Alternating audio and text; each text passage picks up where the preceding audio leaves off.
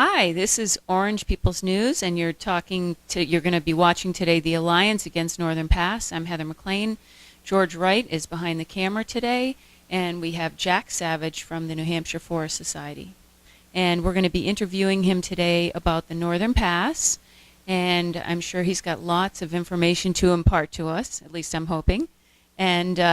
And so I wanted to say thank you again for letting us come here and interview you in your office. And I wanted to start by asking you if there was anything new that you could tell us.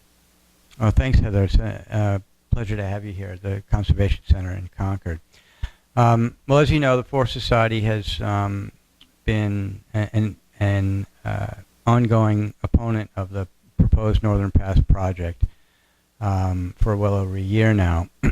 And our most recent efforts have involved looking into the legal question as to whether Northern Pass has the authority to use existing PSNH right-of-way for a private commercial transmission project. As a participant-funded project, this is a little bit different animal, as I think people are coming to understand. It's not a public utility project. It's not been something that's been established as being necessary for the reliability of the grid.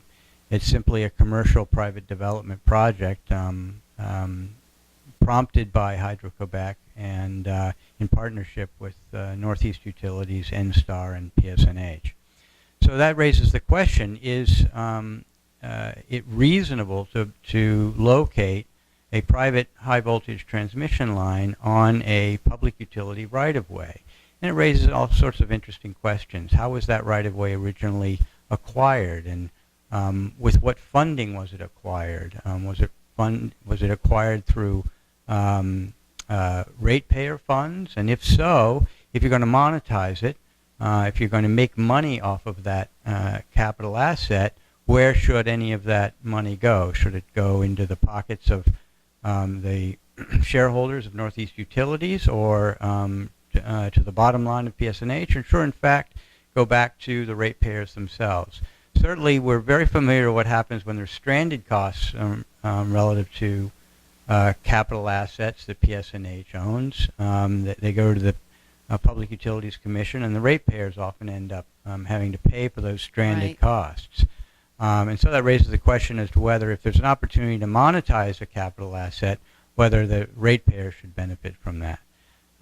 That's one issue. The other issue, in fact, the larger issue, is whether or not these towers, these 90 to 135 foot towers of high voltage power, are a reasonable use of the right-of-way that PSNH owns. I think it's clear that PSNH has the right to do something on those rights-of-ways. They're currently doing something. They're transmitting power, or they're distributing power in order to get electricity to New Hampshire homeowners and businesses.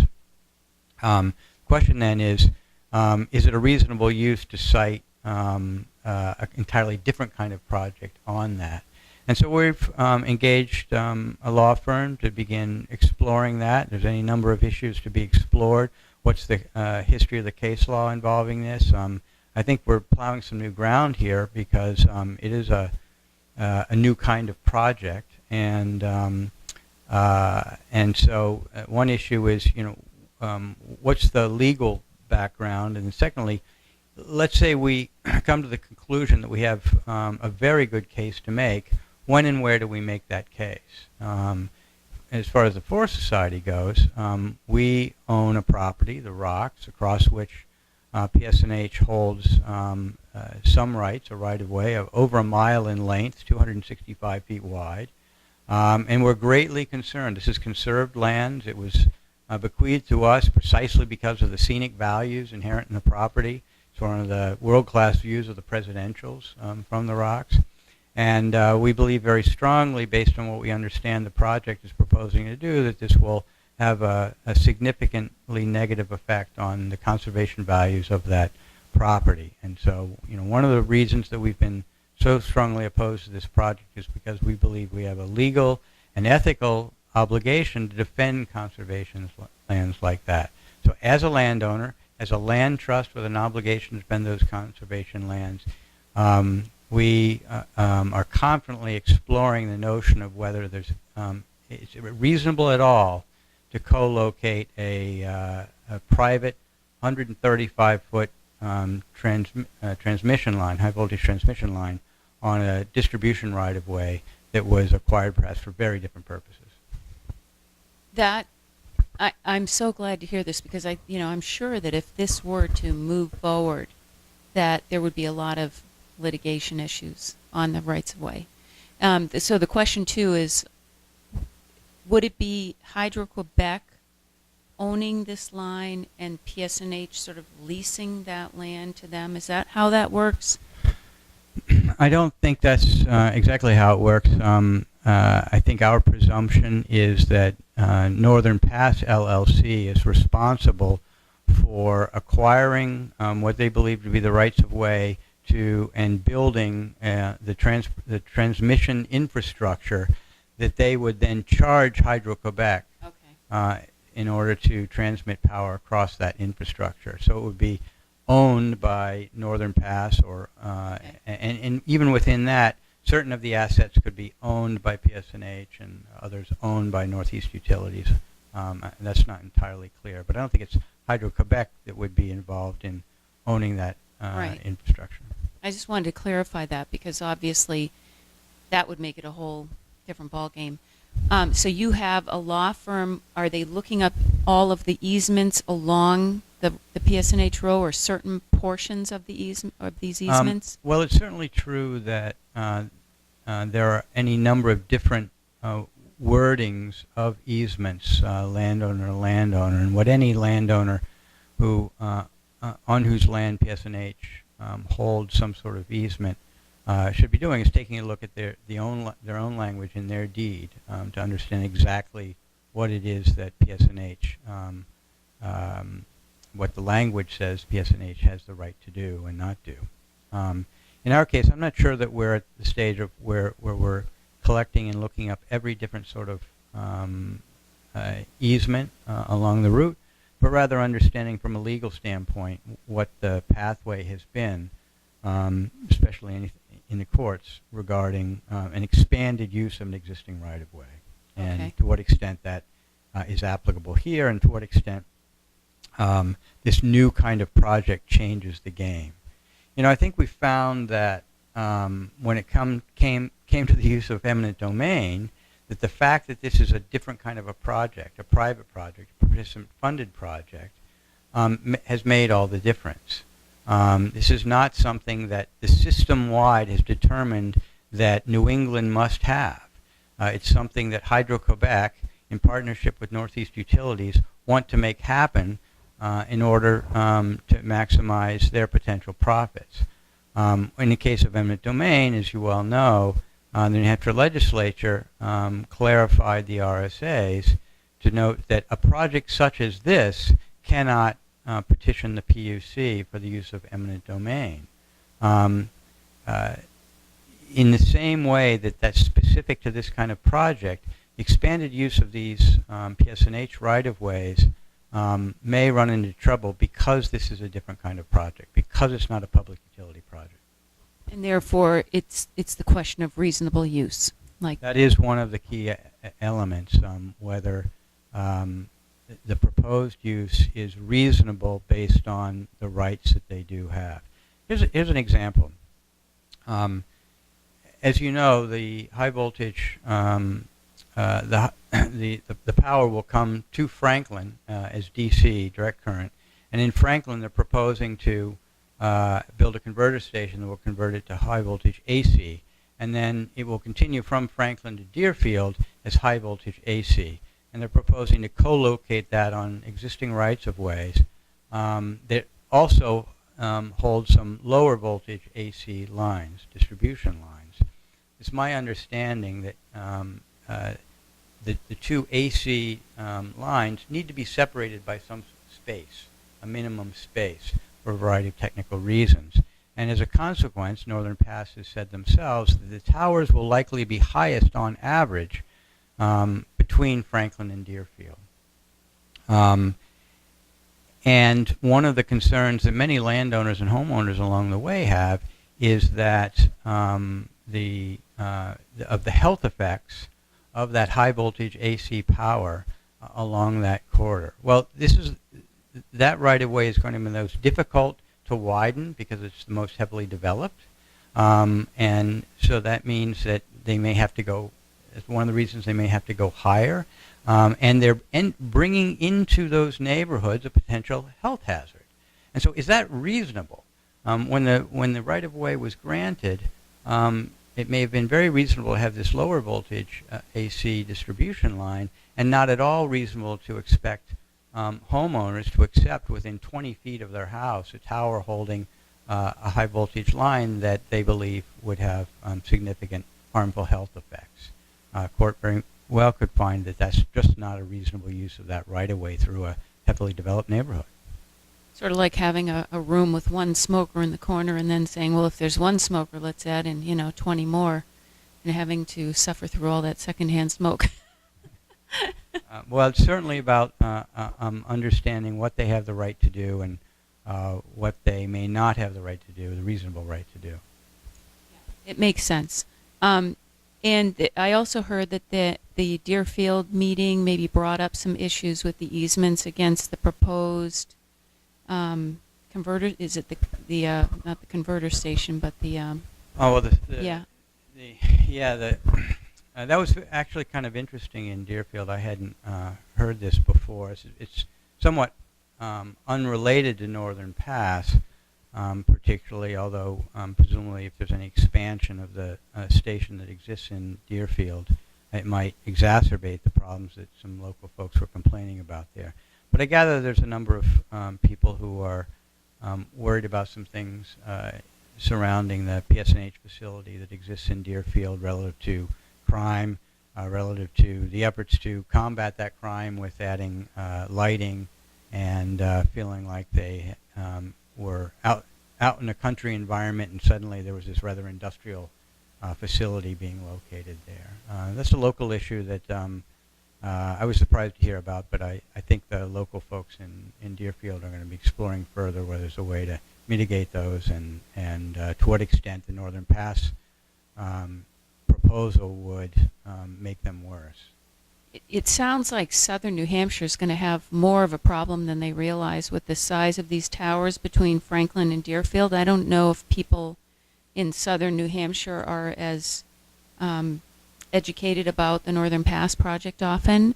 They don't necessarily see it as negatively as we do up in the northern area, or are you finding that to be different? Actually, I wouldn't agree with that. That's good to know.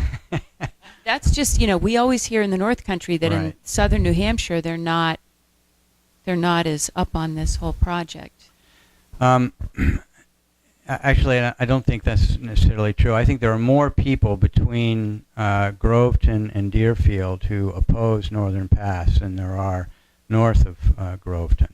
Oh, that's awesome. Well, now, well, not awesome, but it's really good to know. It's good to know. You hear differently because you're already down here. Well, yeah, people contact us, and we have members down here and so forth, and so people are communicating with us about their concerns about the project and about our stance on the project and that kind of thing. And we've held a couple of meetings here at the Conservation Center, and we've attended other meetings and so forth.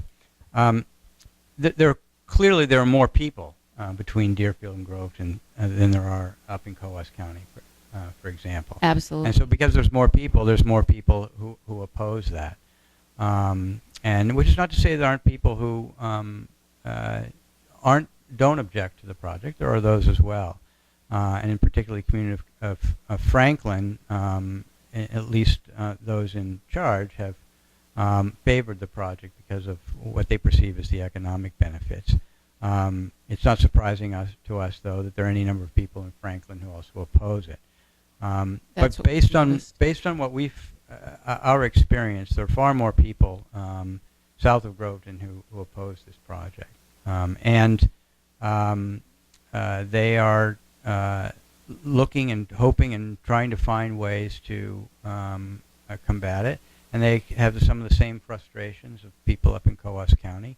who are frustrated with the process because there's no vote. There's no way for the regular citizens to say no and have that stick, and that's why they've become political and encourage their elected officials to oppose it on their behalf.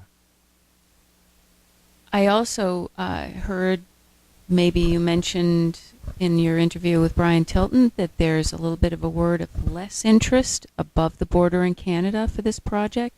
Did I hear that correctly? Well, we're getting some indications that Hydro-Quebec is certainly aware of the opposition that this project has run into in New Hampshire, and that between that and the questions surrounding the potential profitability of the project in the near and medium term may be lessening their appetite somewhat.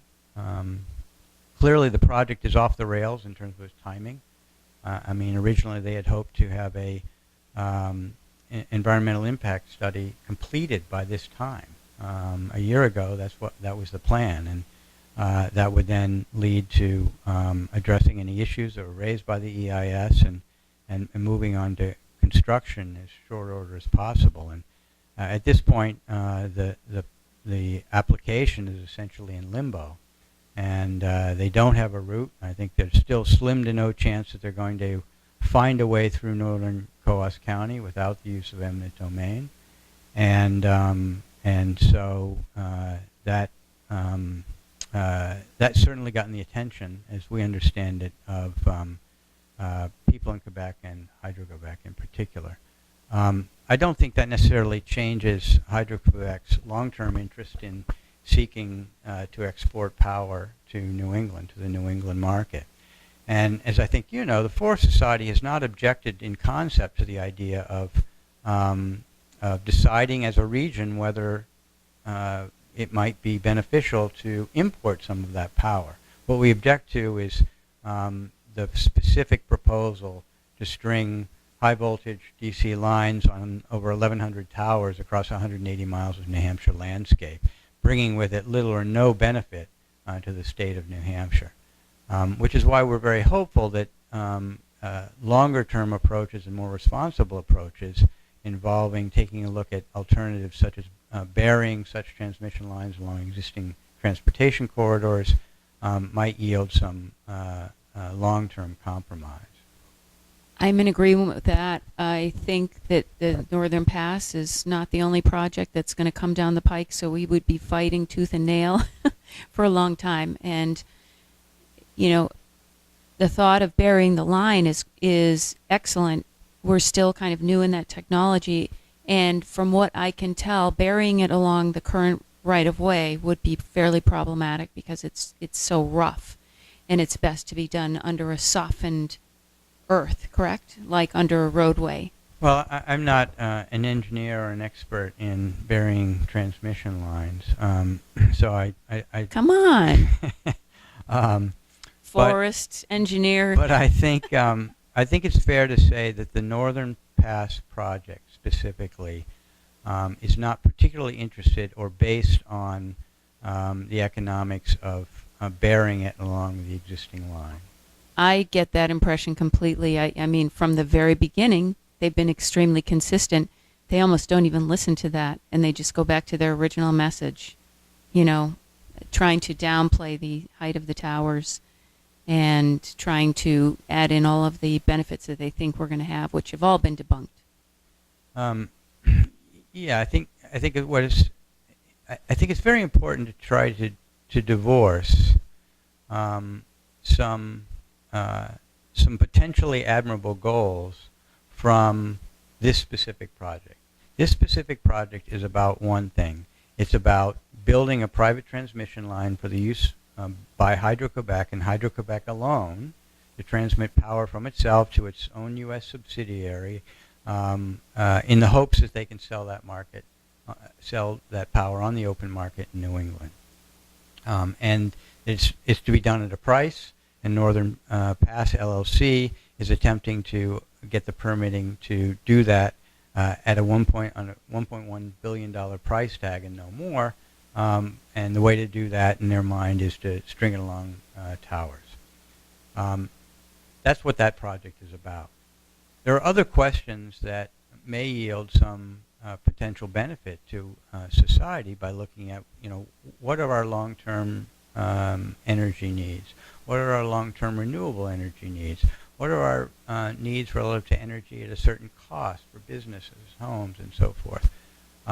What are our needs in terms of finding ways to reduce our reliance on fossil fuels? All those are great questions, and there are solutions out there. Unfortunately, Northern Pass is not really providing the answers to those questions. They're really about doing their project their way in order for the private benefit. And we need to divorce those two questions, address the long-term energy situation, and find solutions to those that don't harm New Hampshire's landscape. I think the answer to that is to dispense with Northern Pass as a specific project and get on with the business of finding a way to do that in a more reasonable way. So we need. We actually do need to really go into this possibility of an energy corridor. I think we need to ask ourselves the question, what are our energy needs long term, and how do we best address them? As many people have noted, you could accomplish a lot with $1.1 billion in terms of energy conservation.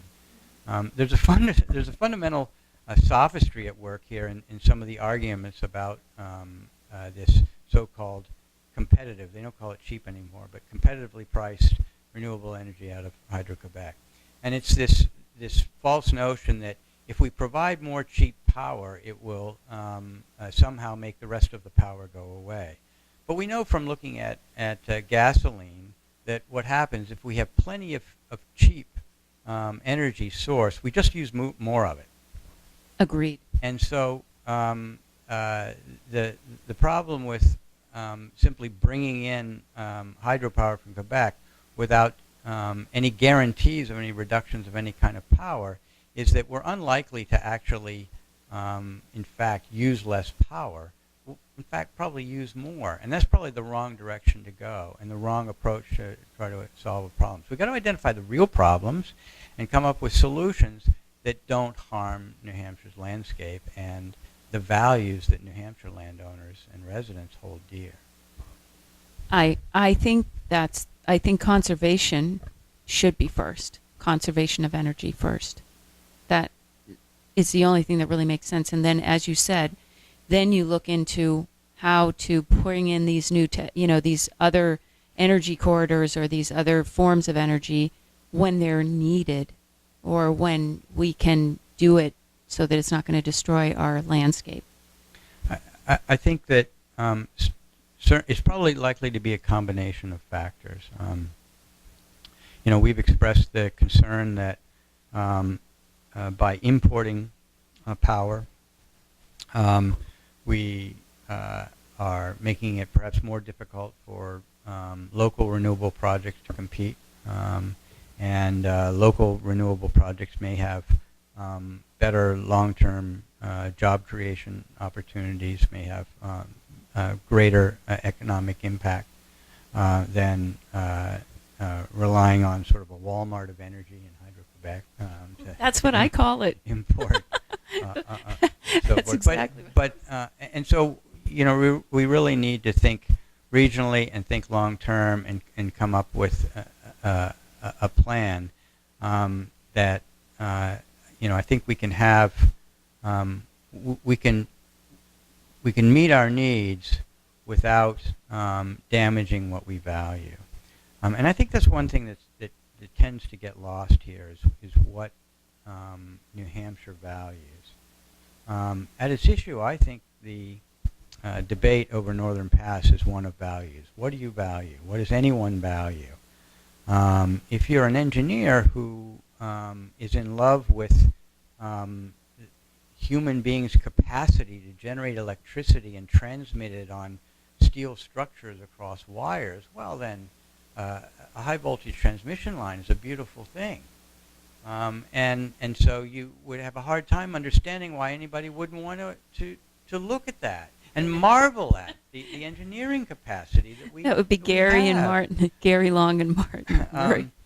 If, on the other hand, you live in New Hampshire because you've embraced its natural landscape, you've embraced its lifestyle, if you are here because your father and mother were here, and their parents were here, and their grandparents were here, and you're here because this is a place where you can own a piece of land and live on that land, and be of that land, and be surrounded by a world that is not the city, that is not the urban environment, then the notion of a 135-foot tower cutting through that land and disrupting it is simply unacceptable.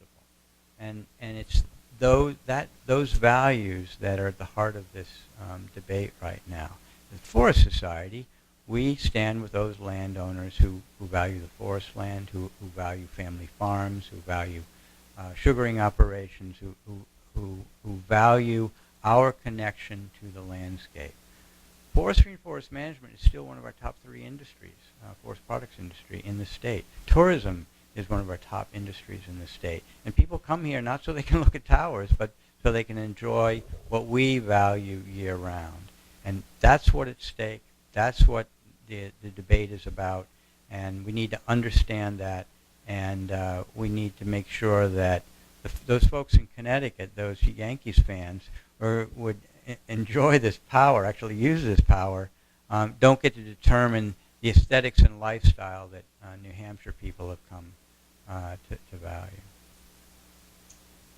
I hear you, and it's nice to know that New Hampshire has the Forest Society, and I've read that your future goal is, but from 2001 to 2026, to conserve over 1 million acres of land, 1 million more acres of land.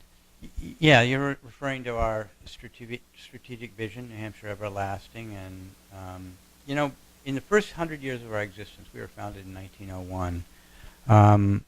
The state, statewide, protected about 1 million acres of land.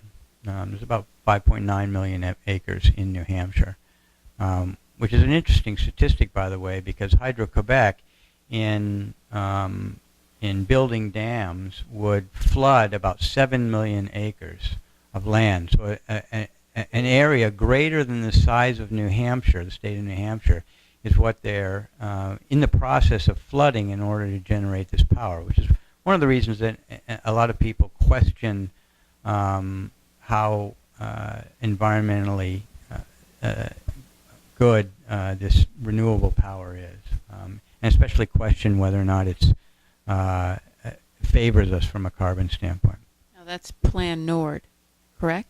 I don't know. Okay, that's the new what series they call of it. I don't know what dams. they call it necessarily. But so on the occasion of our 100th anniversary, we looked forward and said, well, what do we need to do in New Hampshire? Long term, what are our needs? What in order to do things like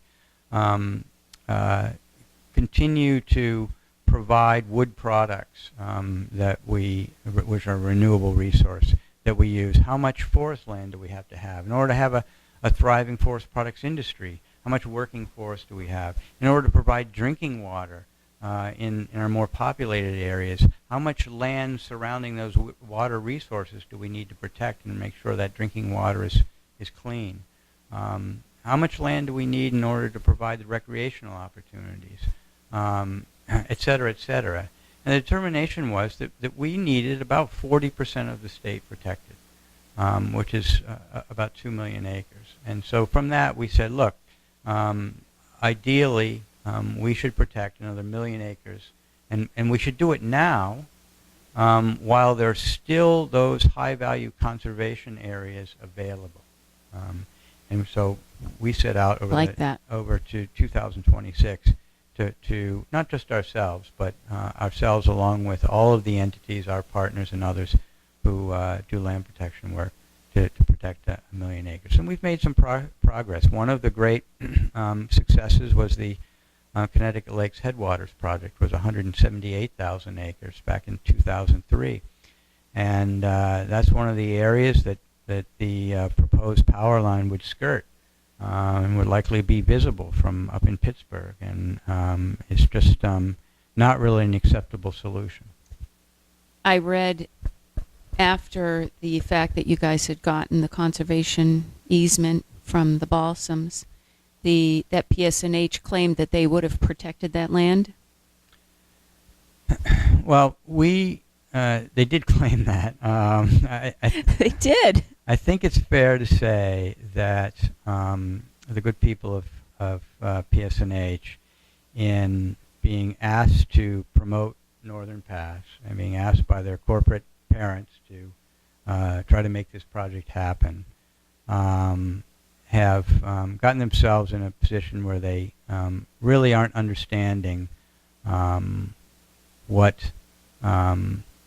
why people object to this project. From our standpoint, high voltage DC towers and lines are incompatible with the conservation purposes of a property, a particularly scenic property like the Balsams. And the notion that you could both conserve it and develop it were a bit curious to us, because that's really what they were talking about. They wanted to conserve it, but also develop it. Because of the visual impact these have, it's difficult to sacrifice one small area for the balance of the area. So, and what we learned from that experience was that many people agree with us. When we first began our campaign in early December of 2011 to protect the Balsams, we didn't say a word about Northern Pass. But when the folks at Northern Pass attempted to interfere with our transaction with the Tillotson Corporation and stop the conservation of that property, it became about Northern Pass, and donations took off. And so what that told us was that we were on the right side of that issue, that people valued that landscape, and that people did not want to see a Northern Pass transmission line across it, and they did want to see us protect it, and they enabled us to do so. What a statement. I think that speaks for New Hampshire pretty well. I think the Tillotson Corporation made the right decision. I think they were making a calculation that in order for the hotel to be successful, which they very much wanted to have happen, it needed to not be compromised by the Northern Pass proposal. And so you couldn't have the hotel and the conservation of the land and a Northern Pass transmission line. And certainly it would appear that the Northern Pass folks didn't quite understand that point of view. Well, congratulations. And I'm glad to hear that you have people working on the easement issue, and that can hopefully shed light for the rest of the state on how, if they're kind of granted access through this, there might be a lot more litigation to follow if they get there right away and they get there. Well, we'll see. We're in the exploratory phase. We think there's a strong argument to be made, and we're exploring our legal options. Okay. Well, then we will come back for an update in the future when you maybe have a little more information that you want to share with us. This is the Alliance Against the Northern Pass, and we've been talking to Jack Savage from the New Hampshire Protection for Society for the Protection of New Hampshire Society. Forests. See, that's what happens when I get nervous. Okay. Thank you, Jack. And you can make a donation to the Forest Society if you like, and you can go to their website. You can, and you can make it specific to fighting Northern Pass if that's something that's meaningful to you. Okay. And that's Forest Society? ForestSociety.org. Yep. Okay. Thank you. I'm Heather. This is Jack and George behind the camera. And everybody have a good day. Thanks, guys.